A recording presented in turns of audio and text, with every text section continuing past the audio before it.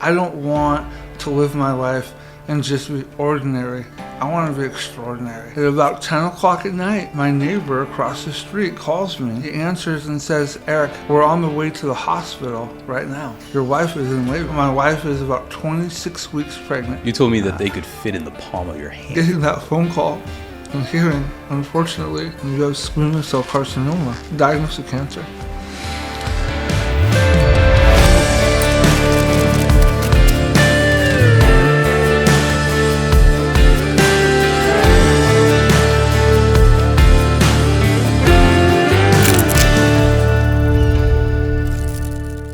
I remember when I met you.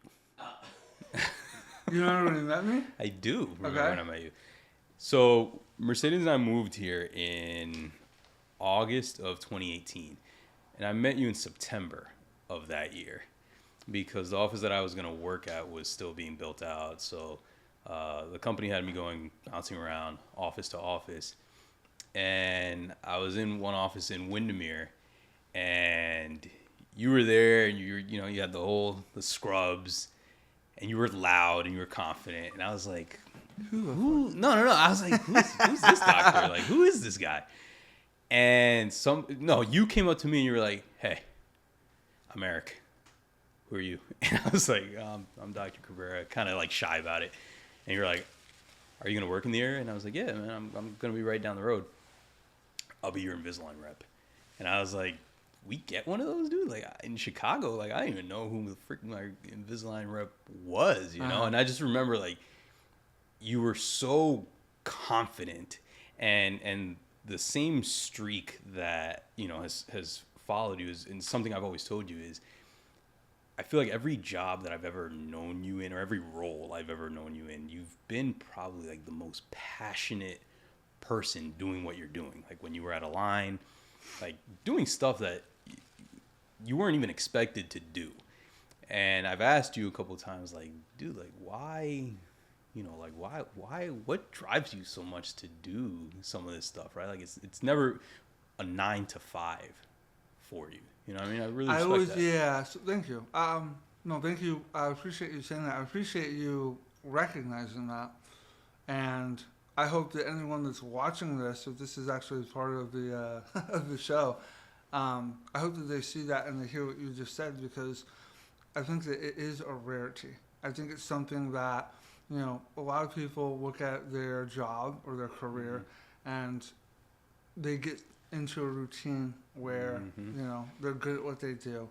I always look at things a little bit differently. I look at things, not just my career, but life, especially with all this going on, is that I don't want to live my life and just be ordinary. I want to be extraordinary. You know what I mean? Yeah. So I feel like I have a higher calling, and that's why I'm so passionate about it. I don't just take a job to take it. I take it because I think that there's a lot that I can help to do to change the lives of not only the people that I'm working with, but also help change their lives so that they can better serve their patients. So for me, that's what I've always been about, going above and beyond, and it's not an 8 to 5. It's who I am. And before you were in dental, you were in medical sales. I think you've told me. Was it medical sales or trauma? Yeah. So interestingly enough, I started my career out of college working for a company called the Cintas organization. And it's at the time, I think it still is, the biggest uniform company in North America. But they have a couple other divisions. And the division that I worked for was their first aid and safety division. Okay. So I was responsible for going out and getting new business. So industrial, construction, manufacturing. I was in Minneapolis, Minnesota, and there's so many corporate offices up there. So there was a lot of opportunity for growth. And it was not just first aid supplies, but a lot of it was personal protective equipment, gloves, hard hats, masks, defibrillators, safety training, a lot of different stuff. So that's kind of was how I got into medical per se, right? Gotcha. And then I took that experience and got promoted. I was one of the youngest sales managers at the company. Was managing 13 people in the state. I think I was like 23, 24 years old. And took that experience and got into pharmaceutical sales. Did pharmaceuticals for 5 years and then got promoted to a regional director position in Florida. So that's how we got out here 14 years ago. And then did that. Got into medical device, so true medical device. And I was a trauma rep for a couple of years for Smith & Nephew. And a good friend of mine that was in my training class had received a call from a recruiter about a position with Align. And he interviewed for it and got it. And a couple weeks later, him and I were talking, and he loved it. And I was, on call and doing all kinds of crazy stuff. And I said, man, if a position in Orlando ever opens up with this company, let me know. And his response was, well, the turnover is so low that the chances of that happening is slim to none. But if I hear of something, I'll let you know. About a month later, I got a phone call. And he said, hey, where do you live? I said, West Orlando. He goes, a position just opened up in West Orlando. Wow. So I got my resume and went through the process. Was fortunate enough to get hired, and that was my my jump into the dental industry, and that was 10 years ago. You're a California kid. Originally, yeah, born and raised Southern California. And then you went to college, somewhere, what was it, like Idaho? I went to school in North Dakota. North Dakota. Jamestown, North Dakota. The University of Jamestown. Shout out Jamestown. North Dakota is very different from California. What do you mean? What are you talking about? Just slightly. How'd that happen? Well, when I was in high school, I was one of those kids that didn't like to spend a ton of time studying and doing things that didn't interest me or things that I didn't think were going to be necessary in my future. Just to be honest, you take a look at what kids have to do these days in high school. A lot of the courses, the classes that they take, stuff that they'll never use. It's useless information. I think it's important now that I'm older and I'm more mature. At least I think I'm more mature. I think that the importance is learning. It's being able to listen, take direction, apply it to what you're learning, even if it's something that you'll never use. It's that basic ingredient of following directions and paying attention that's so crucial to the development of kids in school these days. With that said, I look at a lot of the stuff that they're having to do, though, math, science, it's great. 98% of these kids will never, ever use or have to do this kind of math. In my career, I add, subtract, multiply, and divide, baby, and that's it, right? And so you're not commonly searching for like Pythagorean theorem and absolutely not. Solving for X. Not in my bag. No, not what I'm doing. But yeah, so I look at things a little bit differently now than I did back then. But I was a good student. I wasn't a great student, and I went to junior college in California for 1 year, and then was able to get picked up by the University of Jamestown, which is Jamestown College back then. And I had a friend at the time that was playing college basketball, and so we teamed up and went out to North Dakota, and it was a great experience for me. I would not have changed anything. No. At that time in my life, I needed concentration. I needed to go somewhere where I could grow up on my own and not live under, my parents. No. And I grew up quick, and I learned a lot. And I took those experiences with me, and I would recommend that to anyone whose kid is thinking about going away. I'm sure it's tough as a parent to watch your kid go that far away to school. You're not far from that. I mean, so where do you meet Ashley? Ashley's your wife. Where do you guys meet? So, interestingly enough, I met my wife when I first started my job out of college, the Cintas Corporation. They're based out of Cincinnati, Ohio, and I was in Minneapolis. Mm. And the initial new hire training class was in Kansas City. Okay. So, show up the first morning, Monday morning, and walk in the room. And I think there was like 12 to 15 people in the training class. Assigned seats, and I look for my name tag, I see it, I look over, and I see Ashley Smith. And I look over, and I'm like, wow, she's beautiful, right? And at the time, I had a girlfriend, and she had a boyfriend. But we, had a lot in common. Yeah. And we kept in touch. And fast forward a couple of years later, I got promoted, and I went back to Cincinnati, and I reached out to her. And I said, hey, I just got promoted. I'm going to be in Cincinnati for a sales manager meeting. Would you like to go out to dinner? And she said, yeah, that would be great. Do you guys still have the same boyfriend and girlfriends? Or At that time, okay. it was Okay. both single. Okay. Yeah. And it was about 2 years after we had met. Wow. And so we dated long distance for a year, and then decided, hey, we're gonna pursue this. And so we both ended up moving to Houston, Texas, because that's where my wife Ashley is from. Okay. Yeah. So now you guys have 3 kids, including twins. Uh-huh. How old's your oldest?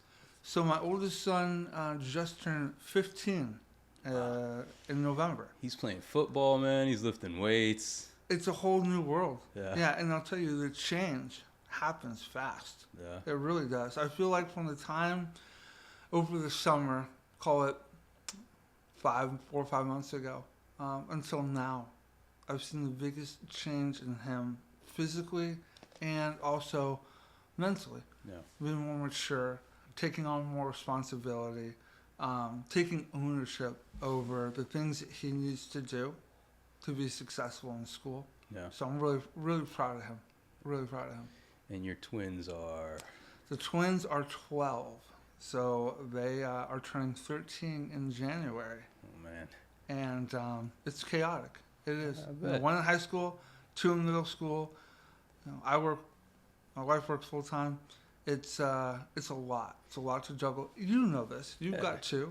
Yeah, I mean, I think different stages, right? And we've talked about this, right? Where, you've told me, like, I'm in the thick of it, right? Like, I got a 4-year-old little boy. My daughter will be 2 in April. It's a very different stage, still very chaotic. I don't know if maybe the teenagers that you've got have more independence, where you don't always got to be like on top of them, and maybe you have a minute to sit on the couch, or you get a full night's sleep. But I would imagine there's a very different set of challenges that comes with teenagers as opposed to toddlers. Oh, man. I mean, just a guess. It's, yeah. You hear stories, from friends and people like, oh, this age is easier than others. Mm-hmm. This is harder. It's an experience. It's a learning experience. And the one thing that's so hard about these kids getting older is you want them to start to think and to act and do things independently, right? You want to instill those qualities in them. But at the same time, you still have to create the guardrails of success, and keep them within those lines. Yeah. This morning, perfect example. My son has to get up early. He's got to get the bus. Got to be at the bus stop by 6:40 a.m. School starts at 7. So I'm downstairs, and he comes downstairs, and he lost his phone. He had his iPhone taken away from him. Okay, a couple of weeks ago. He's grounded. So instead of just accepting the punishment, what does he do? He takes his brother's iPad, okay, downloads his music onto that iPad, and now I see him with his earbuds in at 6:30 in the morning with the iPad trying to shove it in the backpack. Just in full plain view, like I'm not like, even being very clandestine about it. Bud, what are you doing? Huh? what are you doing? It's the Yeah. I love the I'm like, well, I take the iPad to school so I can listen to music. I said, are you supposed to be listening to music at school? Well, I mean, everyone else does. I said, okay. I said, is that your iPad? No. I said, well, you should go put it back. Right? So it's just a lot of that. You know, I'm just rolling with the punches at this point.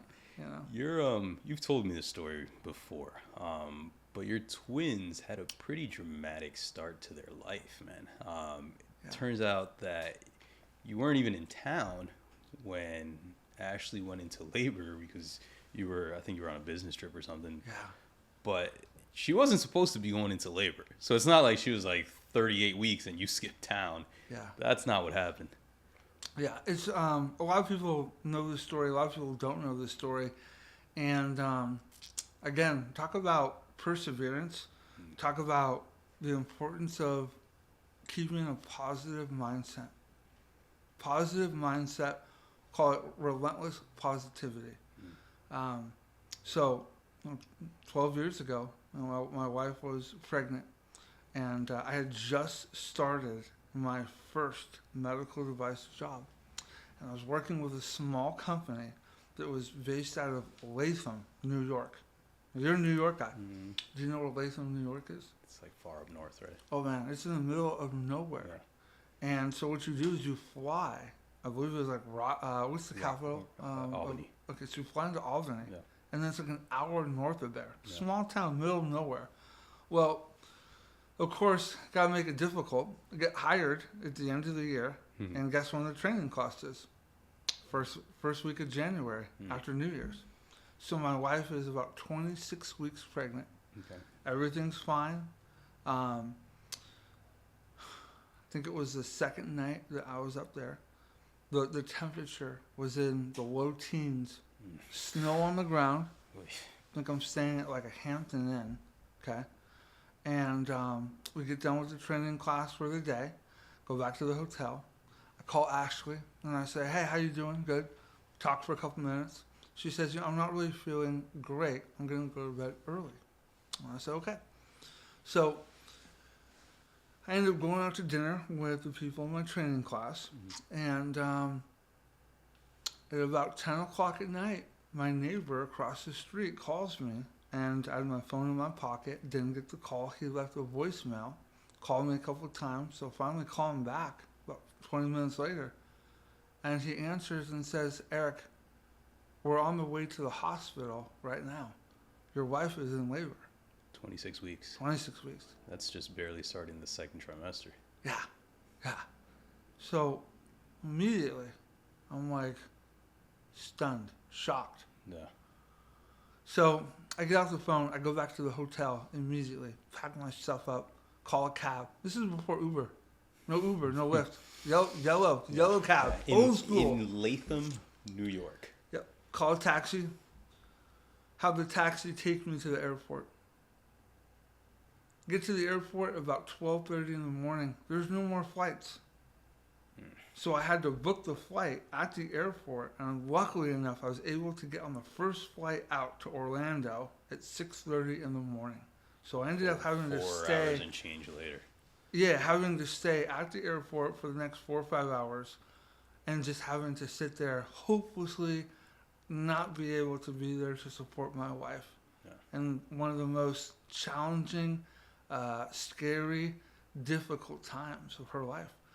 And luckily, at the time, my brother, who I love very much, was living up in Jacksonville, and he came down immediately, and he got there. But as the story goes, my wife was rushed to Orlando Regional Medical Center downtown.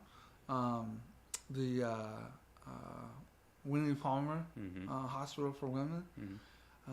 They pulled up to the ER, and they had the wheelchair right there ready to go. My wife said it was like a scene out of a movie. They got her in there. They got her on the gurney. They're wheeling her quick. They had to do an emergency C-section. And both the twins, obviously born very premature, they spent close to 3 months in the NICU unit after they were born. But I'm lucky and happy to say that they are 100% healthy and normal mentally and physically. That's incredible. And man. You told me that they could fit in the palm of your hand. oh, they look like baby cats. I mean, they were literally. I mean, if you go to my Instagram page and you scroll down, you'll see photos from when they were born. But they were literally. They look like baby kittens when they were born. They're so small. Wow. And now today they're two gremlins, you know, just running around, just on a tear. Yeah, exactly. You guys are a very close knit family, man. I mean, you're always telling me, you know, I took the kids to Disney. I mean, you guys are season ticket holders, I think, season pass holders to Disney. Every time I look, especially in the summer, you guys are either at Volcano Bay or Universal. I mean, it's like every weekend you guys are doing something. You guys are definitely not we're just going to sit at home and, you know, everybody do their own thing. Is that getting harder to maintain now? Your kids are teenagers. You know, it's one thing when they're little and they're like excited, they want to hang out with mom and dad. But have you noticed like a shift there? I noticed a shift in a sense that we're doing more activities that I find enjoyable. Okay. That sounds terrible. Yeah. You know what I'm talking about. Your kids are younger. I get it. I don't have any desire, right, to go watch Paw Patrol movie that just came out, right? Oh, you're missing out, bro. I don't have... The latest season is fire. There's a lot of things that as the kids start to get older that they can do that they weren't able to do before. And I think that one of the most important pieces of advice I could give to fathers that have younger children, like yourself, is put more weight and emphasis on experiences than material objects. Yeah. Right? Like, yeah, for Christmas, I could go out and buy that Xbox for them that they want. But that's only going to bring short-term joy. Yeah. And it's something that, you know, if I was to take that $300 or how much ever an Xbox costs and use that money, say, to do a half-day deep-sea fishing trip out of Tampa. Oh, yeah, sure. That's a memory that my kids are going to remember for the rest of their lives. Yeah. And unfortunately, I think that we take for granted how long we have on this earth. Yeah. That's one of the biggest things that, you know, I've learned about myself in this last year is you really have to be thinking about and value how short of time you have on this planet. Yeah. That brings me back to a memory. Over the summer, you and I hung out at some Irish pub down there in Winter Garden. Mm-hmm. We always talk about going out to lunch, and everybody, you're busy, I'm busy, but this time we made it happen. Down to like 50 wings. You kicked back like 3 beers. I had like half of one. Oh, yeah. And when we were leaving, we were out in the parking lot, and you were telling me, you know, I've got this thing on my lip. It's been here for a while.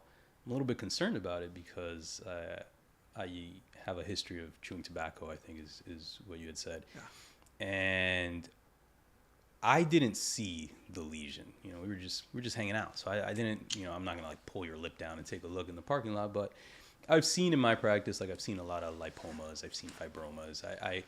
And I remember telling you, I'm sure it's nothing, bro, but you know, definitely get it checked out. And you told me that you were going to get it checked out with a periodontist. Yeah. And I vividly remember telling you, like, I'm sure it's nothing, buddy. And I wanted to believe that it was nothing, right? That was my hope. Like, oh, this is no big deal. Turned out to be something. Yep. It did. It did. So back in June, I was in the pool with my kids, and we're throwing the volleyball around, and the ball skipped and hit me in the face. And I developed what I thought was, you know, just a little lesion, like a kink or sore from getting hit. And after about 2 weeks, it hadn't gone away. It hadn't gotten any better. In fact, I think it had gotten a little bit bigger. And you know, luckily for me, being in the dental space, working with hundreds of dental providers and specialists, I'm very fortunate that I was able to get it looked at, biopsied, and expedited to an amazing cancer head and neck doctor. I don't know if I'd be here today if I wasn't in the industry that I'm in. If I was, say, a teacher or, a lawyer, whatever, I think I probably would have waited another 3 or 4 weeks before I had it looked at. And what's scary is that the lesion had tripled in size from June until August. So originally it was just right here, right where the lower right canine is. By the time I had the surgery, it went from basically the bicuspid to the midline. And that's what the lesion looked like the night before my surgery. Wow. Can they zoom in on this? Are you going to be able to do this at some point? I just want to be able to show that because I think it's important for people to be able to see. There you go. Hold on, give it a second. Right. Let's see. There you go. There's a quick shot. There you go. Okay. So from that, I was working with a periodontist in Melbourne by the name of Dr. Michelle Furtado. Shout out Dr. Furtado. So I'm in his office and something in my brain just said, hey, have him look at this. Have him look. Don't leave until he looks. And so I asked him to look at it and he did. And he said, hey, this doesn't look good. This doesn't look normal. So I ended up coming back to him a couple of days later for a full exam as a patient. He told me that we need to get this biopsied right away. Reached out to an oral surgeon that I work with by the name of Dr. Shonda Kelly. Shout out Dr. Shonda Kelly. She said, can you come in today? I said, yeah. So I went to her office, got there about 5:30 in the evening. She looked at it and said, hey, I'm concerned about this. We need a biopsy right away. So I ended up going back to her 2 days later, and she put me under, took 4 biopsies from inside my mouth, sent them off to pathology. They came back, and one of them presented as squamous cell carcinoma, stage 2. And luckily, she was able to reach out to several of her colleagues in the Southeast, and a couple of people had recommended a doctor by the name of Dr. Terry Sue, who is a head and neck cancer and trauma surgeon here in Orlando. And I was able to get in for a consult with him the beginning of August.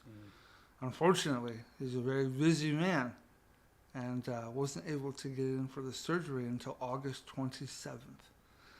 So getting diagnosed, seeing him, coming up with a game plan, all within a time span of 3 or 4 days, and then having to wait 4 weeks for the surgery. And it was a big one. What got us through this is the same mindset that I had when I was going through everything with my twins. And it was, number one, I didn't allow myself to fall victim to Google. Okay, I didn't Google what this procedure was going to look like, what it was going to entail. Just like the same way I didn't spend a lot of time really researching what were the consequences of premature twins being born at 26 weeks. I've had a lot of people tell me that my relentless positivity is something that motivates them and drives them, and it also drives me. So I really believe that just always keeping a positive mindset and really just trying to live one day at a time. I'm not looking at next week. I'm not looking at next year. I just want to focus on day to day and healing, and also trying to be the best person that I can be, and use everything that's happened to me and my experience in order to do something extraordinary on this earth before I leave. And I don't know what that is yet. Working on a lot of really, really cool things right now. Going to be teaming up with the Oral Cancer Foundation. I'm going to be speaking hopefully in April at an event that they're doing in St. Pete. If you're interested in more information on that, please follow my Instagram page. More to come. But I just noticed that there's a very big lack of support and support groups for people that are diagnosed with oral cancer or recovering from oral cancer.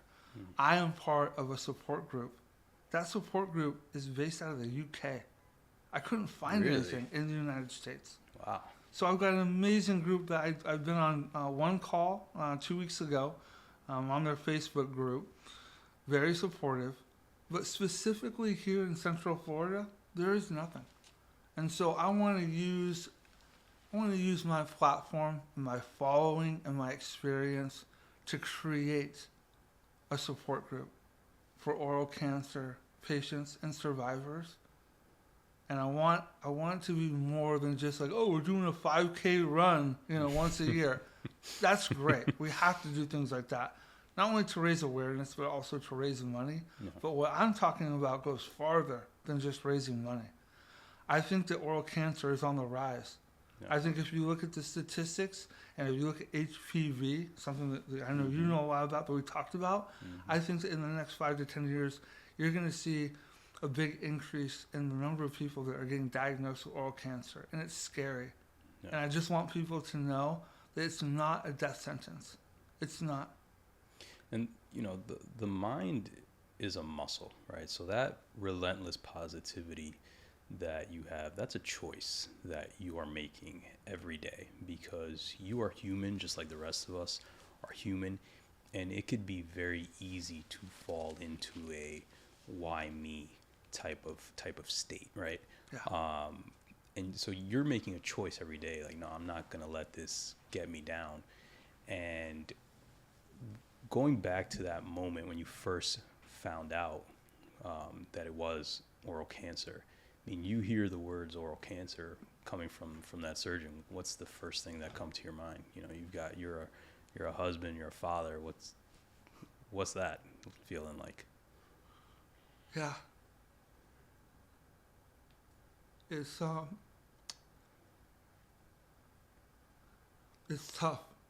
It's something that I wish nobody has to go through. Getting that phone call and hearing, unfortunately, the test results came back and you have squamous cell carcinoma, diagnosed with cancer. I think at the time when I got the news, I was standing in the kitchen. My wife and my kids were actually in the dining room, the room over, working on a puzzle. I remember literally going numb, crying, bawling, and almost like running upstairs to my bedroom because I didn't want my wife and kids to see me like that. I don't know if it was a moment of vulnerability, but I don't think that any kid should ever have to see or hear their parents go through that and receive that phone call. And at that moment, obviously, there's a period of grief and there's a period of anger, and that's normal, and that's okay. That's okay.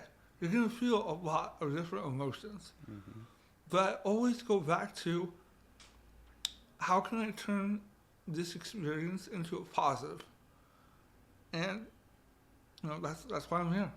I want to be able to give that support to everybody. I want to leave this earth with a legacy. You know what I mean? Yeah. A legacy of helping people. Yeah. And I think that we're just getting started.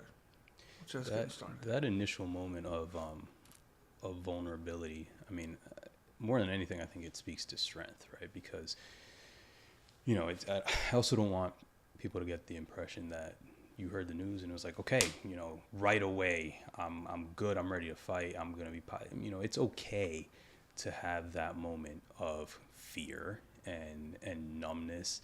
Why me? That why me moment.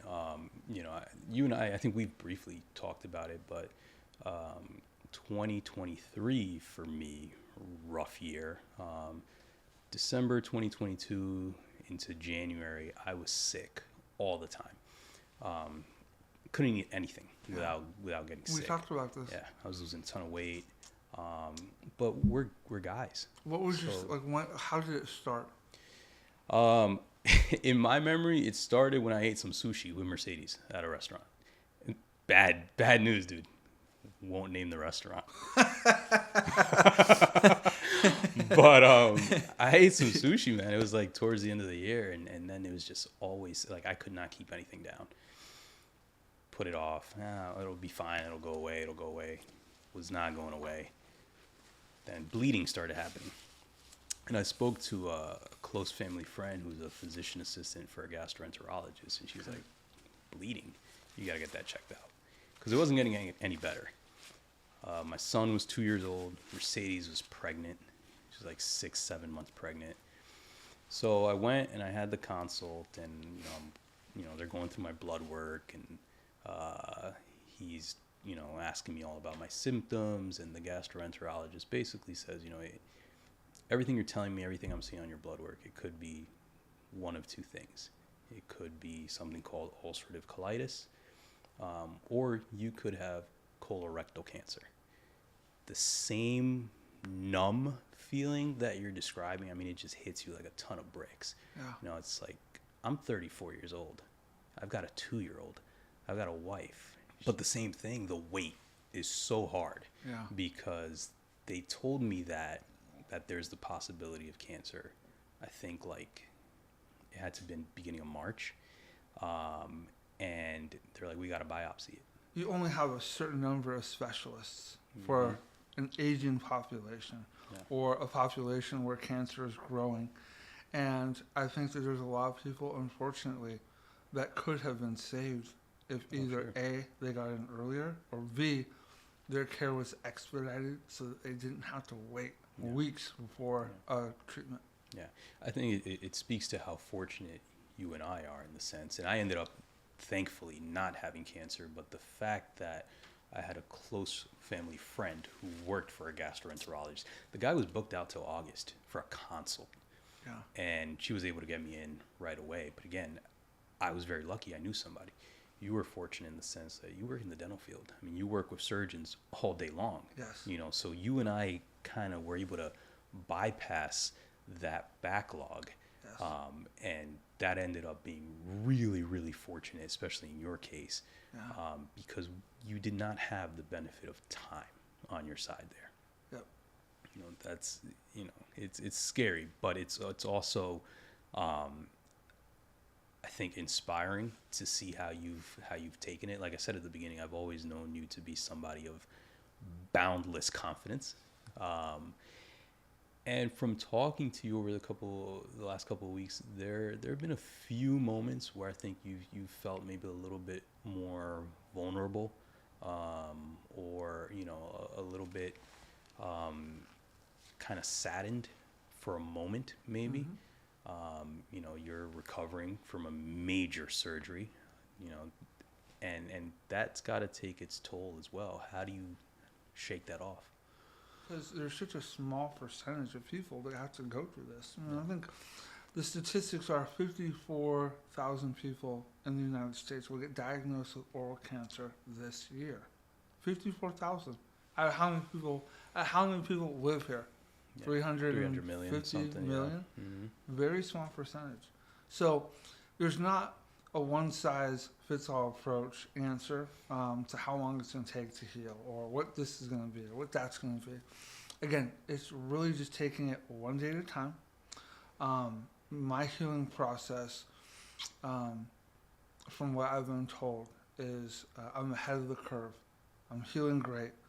My neck is still a little tight. I had an incision behind my right ear to my chin where they ended up taking a little more than 30 lymph nodes. Wow. They did that proactively. Luckily, there was no cancer.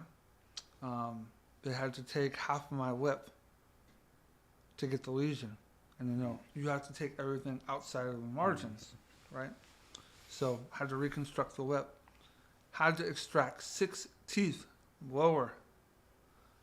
shave down my mandible, and then reconstruct that as well. So the neck is tight, the lip is tight. I've got a prosthodontist that I'm going to be working with. And the hope is that in 6 to 8 months from now, once I'm able to get hopefully a partial implant denture, my lip will maybe have to have a little bit of reconstructive surgery on my lip so to raise it back up. But I think that when this is said and done, it's going to be very hard to tell that this even happens. Yeah, I agree with that. You know? You know what I find incredible? Before all of this, you were a pretty high anxiety dental patient, just like regular, like I need a filling. You know, and now we're talking about like reconstruct. I do remember that, dude. I remember that very clear because you told me one time you were like, you know, hey, I might need some dental work done. Yeah. I might want you to knock me out for it. I was like, dude, what?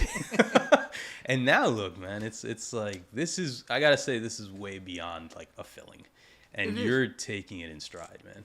Again, you know, I think that a lot of people have fear when it comes to going to the dentist, even for something simple like a cleaning, right?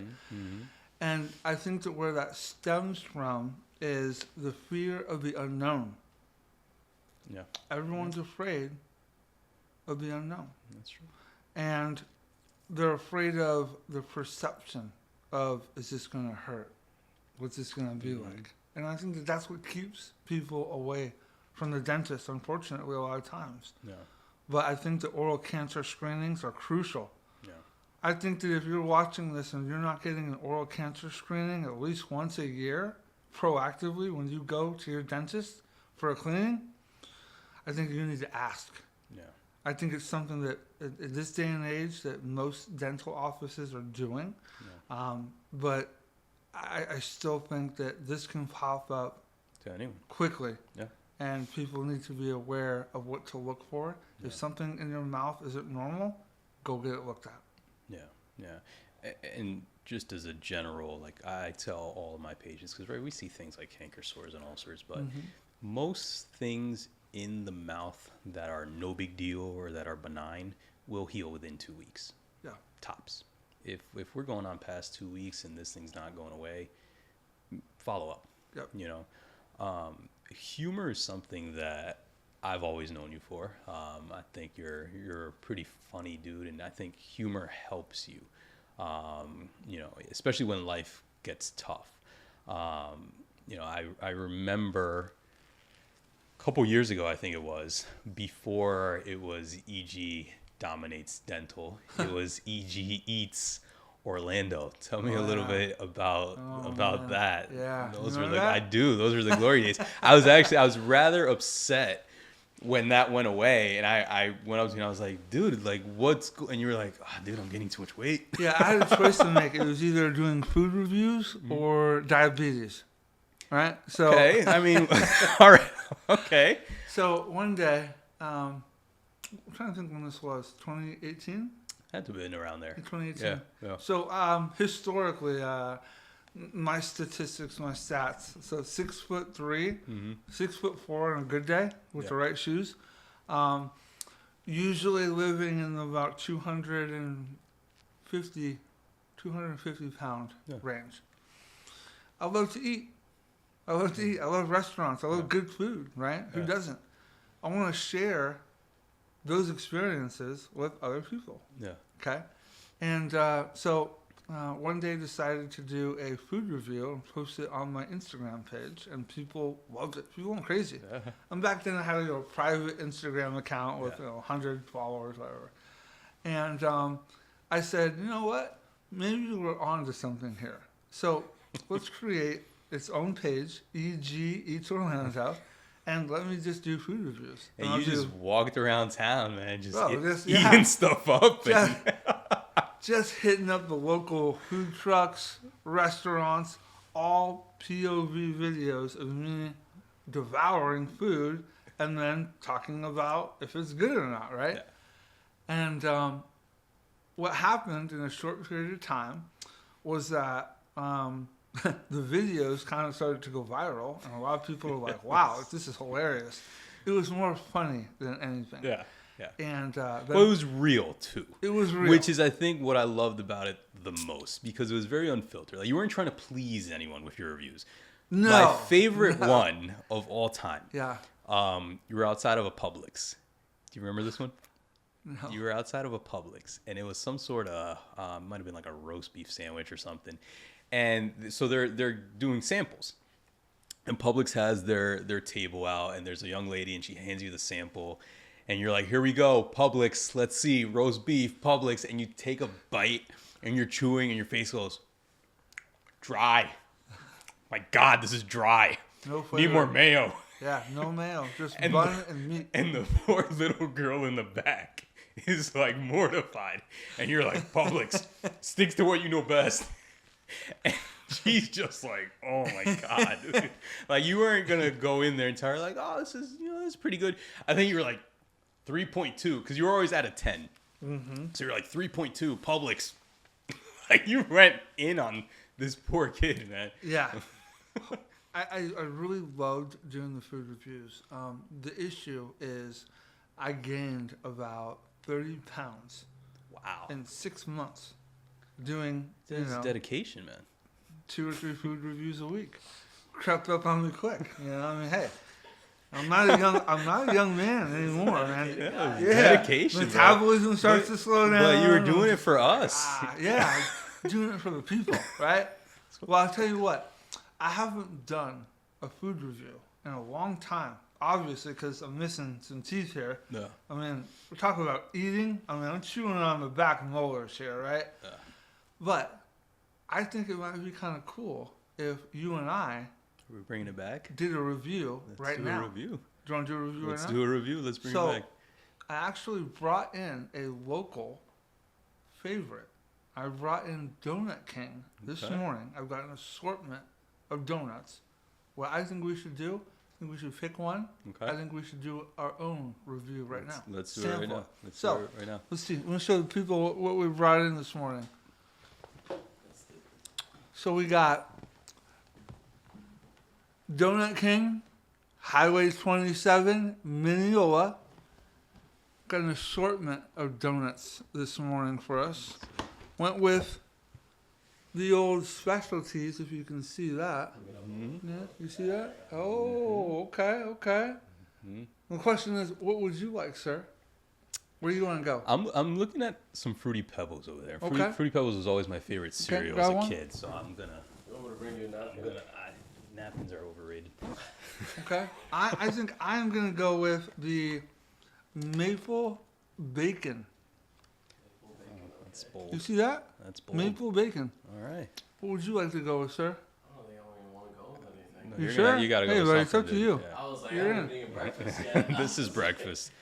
This is a very Yeah. balanced meal. We've got Yeah. carbs. I'm sure eggs were made, were used with these, so there's protein in there. For sure. This looks like You gotta have a one. day's worth of calories. Yeah, you gotta have one. Yeah. You go for We a got jog. the, later. yeah, we got the This- product. We got our this- production this guy. man- Production guy's jumping in right now. This one. Okay, this man gained 30 pounds for us. This is the least that we could do. Yeah. Okay. Now, I will say on a positive note, I'm down to like 230 pounds now. So I'm actually 20 pounds less than I was. When you started. Yeah.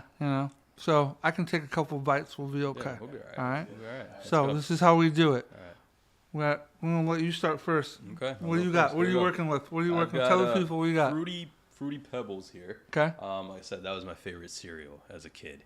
So we got to see if it lives up to the hype here. All right. Ooh.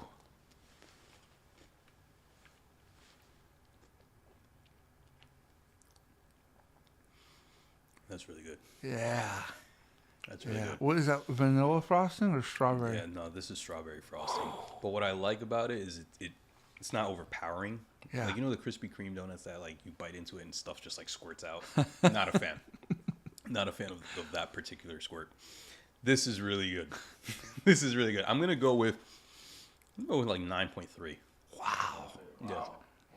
Yeah. Yeah. That's I'm gonna go with 9.3. a really. I know high you're a score. very I was about to say, strict. I was like, that's- No, you're a very strict Yeah. grader, but I'm going Wow. 9.3.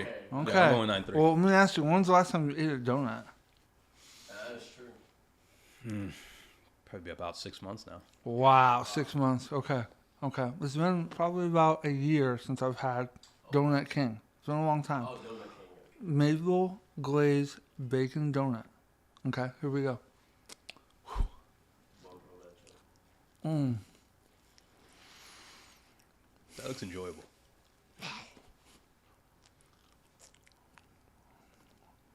See what I mean? Here's my assessment. I don't know what kind of bacon they use on this thing, but it's like a smoked bacon. It's incredible. Yeah. It's really good. Complements that maple glaze. Yeah. Wow. So the sweet with the Salt. with the salt works. Yeah, I mean, I'm all over. Yeah. This is not. This is messy. This is sloppy. Donut I'm King, gonna give this Donut thing- King Mineola. Yeah. Well done. Well done. Well I'm done. gonna say for that, as far as donuts go, that's something really special. Yeah. Yeah. Are we I'm gonna breaking go with 9? like a no. That's a really high score. Yeah. I'm gonna go when it comes to donuts. Donut King is up there. It's my top two. Yeah. Top two. What's the other one? DG Donuts in the DG Coe. Donuts, I don't think I've ever had that one. Yeah, both fantastic. Yeah. Yeah. I don't think I've ever seen you break 9 in your score. No, you can't. It's really hard. Yeah. Maybe with a pizza. Maybe with a pizza. You might have had a slice of pizza somewhere that you were like, wow. I think Yeah. you might have given it like a Nothing around 9.2 here. or something. No, it can't have been here. But well, after EG Eats became a local phenomena, and you were on the road to diabetes, you decided to dial it back a little bit, and then you started like jogging, like running, like at 5 in the morning. Hey man, when I do something, I like to go all in. Okay. That's So what, yeah. after this, my wife and I started running. We were running about 15 miles a week. We would get up at 5 o'clock in the morning and we would do a 5-mile run 3 days a week. We got really into it and we started adding a 10-mile run on Saturdays. I think I've run 15 miles in the last 15 years. Like total. You know what I mean? Like if it's more than a mile, give me the car keys, man. We were crushing it. We were doing about 20, 25 miles a week. Wow. For about a year and a half. Yeah, about a year and a half. Wow. Consistency. That's the key. That's incredible. Once you can get into a good routine, you know how it I remember when you were like super pumped. Like you were showing me on the watch, like, oh look, dude, look what I've been running. Yeah. And I'm just like, Yeah. that's awesome, man. Yeah. That's So awesome. looking forward to hopefully getting back into it at some point in time once I get everything healed up. Well, you've got a lot on your plate right now, man. I mean, you're recovering. You're back to work.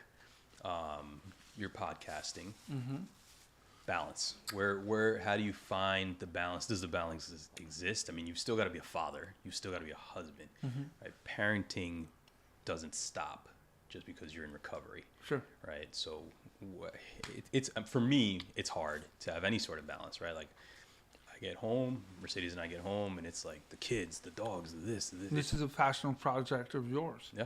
Which I'm very grateful that you asked me to come on and be on the show and kind of tell my story. I think there's a lot of really good humans out there, people that have heart. You're one of them. You're a good guy. And you're a good friend of mine. I think that when it comes to managing your professional and personal life, what I have found through experience is easier said than done. But you have to approach it a lot of times with a mindset of when work is over and I'm going home, when I pull into the garage, I need to turn this off. As hard as it is sometimes, I need to turn this off because I want to be there for my family. I want to be present. Yeah. Present in the moment, not scrolling through social media or checking my emails. I want to be present in the moment with my wife and kids. So that's kind of my one piece of advice. As kids get older, their priorities start to change. Yeah. Meaning, for the longest time, you get home at 5:36 and you got homework and you're watching TV and you're doing some family stuff, and then you got the bedtime routine at 9:30. As the kids get older, you start to notice that you don't have the same consistent routine Yeah. that you had when they were younger. Yeah. So now, like, my kids go to a church group on one night of the week. My son has practice for football or for track. The twins are playing soccer or they're playing volleyball. So every night of the week, there's different activities and different things going on. So you really have to be structured with your time management and knowing what each day is going to entail. Sure. Because really, every day is a little bit different. Yeah. Yeah. That's true. You really are one of my very good friends, one of my close friends. I think we've gotten very close over the years. And I'm actually very proud of that. Because you and I have got some differences. We've got some differences of opinion. They usually flare up every 4 years or so. And I think in a country that is becoming increasingly polarized and factional based on those differences of opinion, you and I can sit down and we can have a full conversation, and we can talk to each other respectfully, and neither of us back down from our convictions and our beliefs. Again, same thing, that conversation at the Irish pub, a lot of that was talking about, different political beliefs. Yeah. And it has never for a second made me see you in a different light or as someone of poor character. Never for a second. Yeah. What's our secret, man? Tell how are we able to do that? Man, I think it's number one, having the self-awareness to know when to dial it back. I think that the political landscape has undoubtedly been higher in the last 10 years than it's ever been in our lifetimes. Yeah. And I think that there's a lot of misinformation that is out there with the accessibility that we have to media on our phones and our laptops and all the different services out there. At the end of the day, for me, I want what's best for myself. I want what's best for my friends and my family. And I want what's best for the people that live in the United States. And, it really doesn't matter, what your political side is. What matters is people coming together and coming up with a common goal of how to change or to come to a solution to make things better and working together to achieve that goal. No. And that's something that really has been lost in the last couple of years. And I think that when it comes to me and you, we do have our differences of opinion. But at the end of the day, we both know when to stop and when to smile. Yeah. And to stop. Because you're not going to change my opinion, and I know that, and you know that. Yeah. And you're not going, and I'm not going to change your opinion, right? And so it's one of those things where I respect your opinion, and I know when to stop. Yeah. Well, we also try to find a middle ground, right? In that chasm of opinions, there's got to be something. And I think, you said we want to work towards the same goals. But that requires getting out of your echo chamber and talking to the people that see things differently than you, right? I said that day when we went to dinner, you are a kid that was born in California, went to college in North Dakota, right? Your family's been in America for a long time. You see the world through a very different lens than I see the world. I was born in the Dominican Republic, a developing country. I lived in New York. I lived in Chicago. We have lived you know, literally polar opposite completely lives. different worlds. Yeah. You know? Basically a first generation. I mean, I'm an immigrant myself, Yeah. child of immigrant. I mean, we see the world very differently, but you can see the world differently and still see the good in others. And you can still understand or come to the understanding that I may not agree with this person, but I can understand why they feel the way they do, or I may not agree with this person, but I know that this is a good person. You Yeah. know?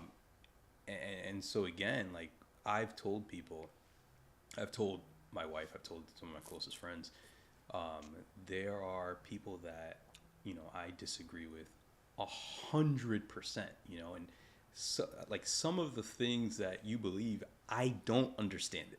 And I don't pretend to with you. I tell you, like, I don't get how you see that, but the fact remains, you are still one of the kindest people I know, one of the most compassionate people I know.